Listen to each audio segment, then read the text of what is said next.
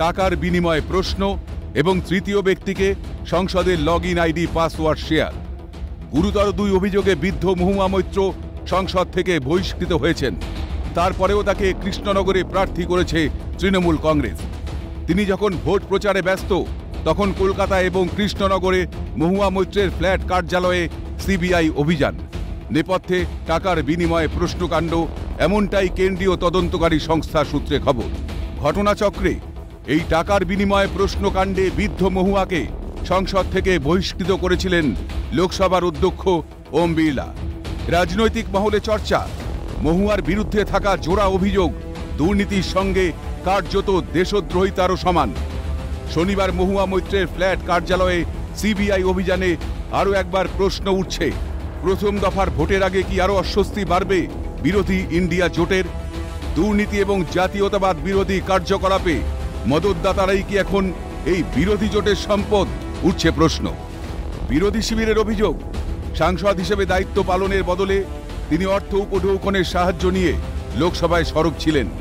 সংসদীয় রাজনীতির সঙ্গে কোনো যোগাযোগ নেই এমন এক ব্যক্তি, যিনি কিনা দুবাইয়ের বাসিন্দা, তাকে আইডি পাসওয়ার্ড শেয়ার করেছেন মহুয়া মৈত্র। তিনি যেমন দুর্নীতিকে মদত দিয়েছেন তেমনি দেশবিরোধী কাজও করেছেন, এমনটাই চর্চা জাতীয় রাজনৈতিক মহলে। এবার সেই মহুয়াকে প্রার্থী করে কি বার্তা দিতে চাইছে বিজেপি বিরোধী জোটের অন্যতম শরিক তৃণমূল কংগ্রেস? বাংলার শাসক দল ইতিমধ্যে অরবিন্দ কেজরিওয়ালের গ্রেপ্তারির বিরোধিতায় সুর চড়িয়েছে। অর্থাৎ দিল্লির মুখ্যমন্ত্রীর বিরুদ্ধে থাকা অভিযোগকে কি কার্যত সমর্থন ঘাসফুল শিবিরের? উঠছে প্রশ্ন। তাই কি ঢাকঢোল পিটিয়ে মহুয়া মৈত্রকে ফের প্রার্থী করেছে তৃণমূল কংগ্রেস? যদিও কৃষ্ণনগরের প্রার্থী হিসেবে মহুয়া মৈত্র আপত্তি ভোটারদের।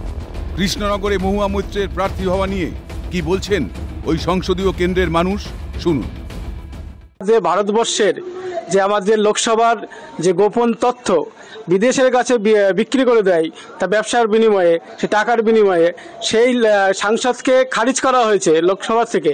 এবং এখন লোকপালের আদালতের মাধ্যমে সিবিআই তদন্ত হচ্ছে। ওনাকে সেই 6 মাসের মধ্যে সিবিআইকে তদন্তের রিপোর্ট দিতে বলা হয়েছে। সেই রিপোর্টে ওনার জেল ফাঁস হতে পারে। উনি তো দাঁড়ানো এখানে প্রাসঙ্গিক কিনা নেই। আমাদের বিধানসভা কেন্দ্রে মহুয়া মৈত্রের কোনো অবদান নেই, বিন্দুমাত্র অবদান নেই। তাকেই আবার প্রার্থী করা হয়েছে। সে জনগণ তাকে এবার সম্পূর্ণরূপে পরাজিত করবে। উনি যে কাজটি করেছেন, যে পার্লামেন্টের পাসওয়ার্ড এক ব্যবসায়ীর কাছে উনি দিয়েছেন, দেশের সার্বভৌমত্বকে উনি শেষ করে দিয়েছেন। ক্যালকাটা নিউজ।